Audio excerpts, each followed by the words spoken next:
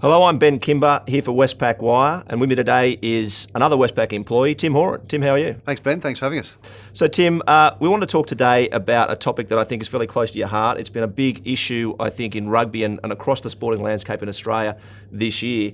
I specifically want to talk about the transition of sports stars into the business environment, something clearly that you've had a lot of experience with, but you've noticed, of course, it has been in the news a lot this year. Yeah, I think it's certainly a challenge for any professional sportsmen or woman to go from their trade with what they're doing, and then all of a sudden you retire, and then you have to try and reinvent yourself. And I often say to people, you retire twice in our career, but you're retiring once, say around that sort of 30, 32-year-old, and then you retire again when you're 60-odd. So, but it's about trying to put in some foundations, and I know that most sporting landscapes now, especially the players' associations, along with the national bodies, are trying to make sure the welfare of players, but more importantly, is the experience of players, whether they go to university, whether they go and do work experience whilst they're actually playing the game, and not wait till the last 6 months of your professional career to go, what's next? Tim, you're the head of Westpac Industry Specialisation. You deal with a lot of sports stars and a lot of people in different entertainment parts of the Australian landscape. Specifically, do you see this issue? Is this something that you've come across in trying to help out sports stars with their financial well-being? Yeah, I think yes. I mean, and the reason why we set up the sports and entertainment division 7 years ago was it's a very small span that you've got an opportunity to earn a living, and then it drops off. And for those people, you need to buy your first health, make some investments, but also make the right investments so that when you do, so if a player, say a rugby union player is on, say, $250,000 a year, when he retires, most likely he's going to be on less than half that. So how do you actually bridge that gap with investments along the way and smart people around you, but also preparing yourself for life after rugby or life after professional sport? And that means you really got to make sure you're not retiring from something, you're actually retiring to something, and you've got something to go to.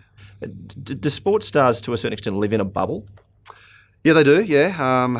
Sometimes I remember talking to a good mate of mine who was a professional sportsman, and the second day after he retired, he flew from Melbourne to Sydney, arrived at Sydney Airport and didn't know what to do, because there was no one holding his name up on the placard for a hire car. And he rings his management firm and said, well, where's my name? And so they said, well, you have to get a taxi.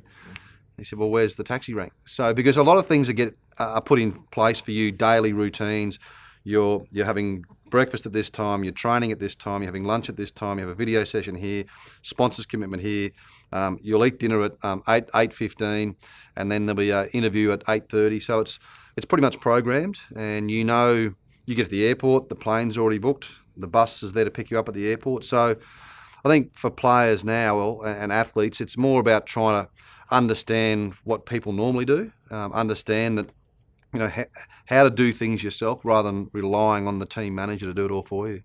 And it's one thing to talk about, just the transition to managing your life, but I think the real story this year, and I hesitate to say story, but the real tragedy this year, we've seen people like Dan Vickerman who took his own life, and out of that we saw a Four Corners special. Former colleagues of yours, such as Brendan Cannon, were on there, and being very upfront and talking about the dark edge to having to adjust like that, to feeling very much a part of a team, and in the midst of something, to all of a sudden feeling out in the cold, if I could put it that way. Yeah, I suppose the analogy that I used to a couple of younger players that I help out now is sometimes, you're on a bus with 40 of your closest mates. The bus pulls up at the sidewalk and you hop off, and you're happy to hop off and retire, but you actually think, well, that bus is probably going to come back around on the circle route in 6 months, and I'll jump back on and have a bit more fun and keep going. But the bus goes down this one-way street and doesn't come back. So the quicker you understand that you're not on your own, you've got support around you, but you need that support for the last 2 or 3 years while you're playing professional sport. But it's also up to, as I mentioned, the national bodies and also the players' associations to, I think, my personal opinion is to actually help you out 2, 3, 4 years after you've retired. Because that's when it becomes tough, when the realisation hits in. The first year, maybe the second year, there's a bit of a honeymoon period from when you retire. But then that third and fourth year, you need to stand on your own 2 feet, and you probably need a bit more support in those times. And that's where poor old Dan Vickerman was, 3, 4 years after finishing playing his professional career. Was jumping around a couple of different jobs, wasn't too sure of where he actually fits into the community. And are the sporting bodies not doing enough, or is it a gap? I think there's a gap there. The sporting bodies are trying to do as much as they can, but I don't think anyone has really nailed it yet. Anyone has really understood what professional athletes, what their psyche is, what they're good at away from the game or away from the professional sport they're playing. So it's a challenge, and it's a challenge that'll go on for a long time. But a lot of players now are studying along the way. So they might be doing one subject a semester to try and keep themselves motivated away from the sport that they play. I think one of the things that's probably been prevalent at the moment, and it's probably been front of mind the last few weeks in particular, is particularly because we've seen the ARU going through a really tough process of looking at cutting a professional team. Australia has 5 Super Rugby teams, and they've had to cut one. They've just announced that's the Western Force, and both the Western Force and the Melbourne Rebels have had a lot of issues and been very vocal about the way that they've been treated through this process. Do you think there's been an impact on the psyche of the players and the way that they've been able to manage their lives? Surely there has to have been. Yeah, there would have been both for the Melbourne Rebels, not just the players, but also the coaching staff, the marketing people, the commercial environment as well inside the Melbourne Rebels, same as the Western Force. And they were in limbo for, I think it was 142 days. So it's difficult for family who have bought property, say in Perth or Melbourne. You got kids at school, so it's all those things are outside of the game as well, which is a tough challenge. But then you got to look back, strip it back, and go, okay, there's a couple of issues here. The main issue that the Australian Rugby Union looked at was one of those teams. You had to be financially viable, and unfortunately, the Western Force was losing money over the last 3 or 4 years. They lost their major sponsor a couple of years ago. Same with the Melbourne Rebels; they were losing some money, and the Australian Rugby Union putting a lot of not only just financial resources, but actual, people resources behind both those organisations. And in the end, we need to get back potentially to 4 Super Rugby teams.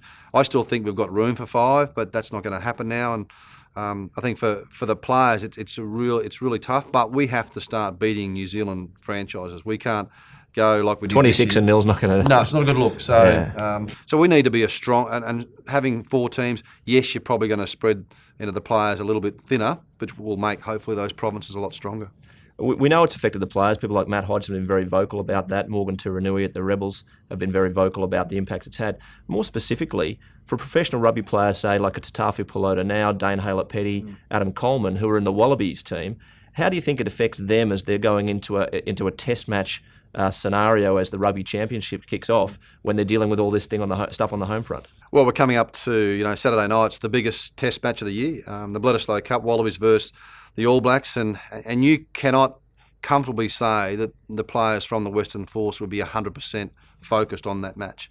They may be 95, but they'd be talking to their family and their friends back in Perth about the situation. So it's a difficult time for rugby. And I think, for me, rugby globally is not too bad. It's pretty strong. There's some big crowd numbers in the UK.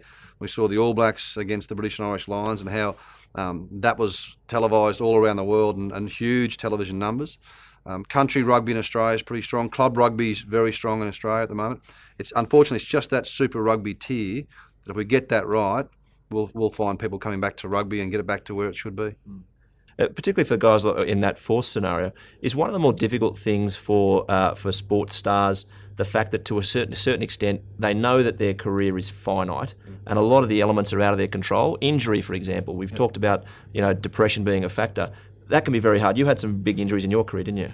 Yeah, I had an injury that potentially probably should have finished my career, but I managed to get back from it. But the game was amateur for half of my career, and then it went professional. I think for these players now, as hard as it is when you're a 21 or a 22-year-old to go and do one-day work experience every 2 weeks and to start to try and find what industry you'd like to do, even if it's coaching, even if it's banking at Westpac, what is it?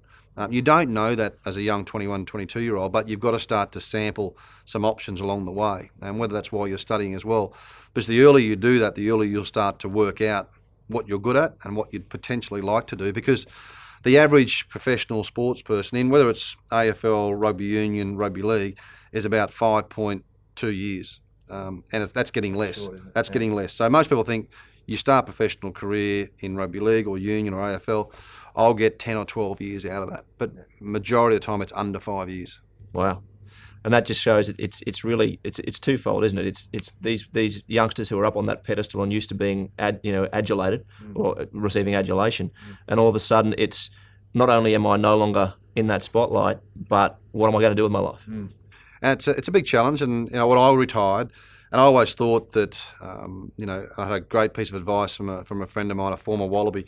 He said, Tim, make sure you retire a year early rather than a year late, so that you are still playing good rugby and still playing good football, but also, look at what's next, and look at what's next early rather than too late. And I think it's a big challenge in professional sport at the moment to try and get that right pathway for people when they're finishing, and not worrying about it when you're 30 or 31, saying, gee, well, what am I going to do next year? But it's a real challenge in professional sport. I think Michael Checker recently was quoted talking about Sean McMahon. I think it was on the Daily Telegraph podcast. Sean McMahon signed to go to Japan. One of Australia's top players. Clearly, ashamed to see him go. He was suggesting that young players aren't getting the best advice. He said essentially that some of these player agents are suggesting that players need to suck as much cash as they can out of that short window, and they do that to the detriment of potentially looking at how they might continue post their playing career. Would you agree with that, and do you think that's a factor for the Australian players? Well, I think the lure of playing in the gold jersey, maybe it's not as much as it was back in our day than it is now. And I can understand, working at Westpac Sports and Entertainment, you see players that, they have only got a short time to earn their career. So, for a guy like Sean McMahon, I've got no problem with him going offshore and doing that, because he might stay and potentially play for the Wallabies for 2 years and play 20 test matches, which is great, and he does get paid for that. But if he gets injured through that and there's a career-ending injury, he misses out the opportunity to make sure he's financially secure for the rest of his life and his family and kids. So I've got no huge issue with it. But I think we've got to make sure the lure of playing in the gold jersey, there's more hooks for players to stay in this country. And whether that's going back to, finding 20 companies in Australia that can offer work experience and cadetships and then potentially jobs for, when you finish playing professional rugby. That's what we should be doing, to try and provide incentives for rugby players or sporting professionals right across Australia to stay in Australia because of life after their sport. So you think there's a problem there, and you think the Australian business community can help? I think so, definitely, yeah. But there's some great companies throughout Australia. Imagine if we had, 25 companies in Australia that said, okay, women's sport, men's sport, we can provide cadetships for the last 2 years of your career, so that the third year when you retire, we have a full-time job for you. I mean, that the welfare of that person to take that opportunity would just go to another level. Excellent. Tim Horan, thank you very much. Really enjoyed that. Cheers. Yeah, thanks, Ben. Good to be here.